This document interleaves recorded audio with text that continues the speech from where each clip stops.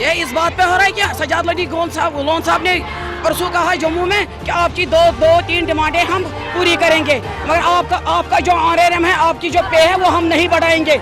इसलिए हमें कोई डिमांड तब तक मंजूर नहीं है जब तक हमारी पे नहीं बढ़ा देंगे। हमारी पहली डिमांड है हमारा पे इसको बढ़ाना चाहिए। अगर ये नहीं बढ़ाएंगे तो इससे भी ज्यादा सैलाब आएंगे। जम्मू कश्मीर और लद्दाख करगिल की लड़कियां तमाम यहाँ आके सेक्रेटरीट को हम घेराव करेंगे, हम इनको अंदर नहीं जाने देंगे। तमाम अफसरों से मिले, सिर्फ यही आश्वासन देते रहे, आज नहीं तो कल नहीं तो परसों नहीं तो नरसों करेंगे आपका काम, मगर नहीं करते हैं। ये चुपचाप बैठे हैं, देखते हैं कि कश्मीर पुलिस हम पे किस तरह लाठियां बरसा रहे हैं, किस तरह हम पे जुल्म कर रहे हैं, ये किस तरह हम पे टायर गैस। आपने देखा है कि कश्मीर पुलिस जो हमारे भाई है, इनको शर्म आनी चाहिए कि हम पे लाठियां बरसाई और हम पे टायर गैस फेंके। Shem Shem Shem Shem.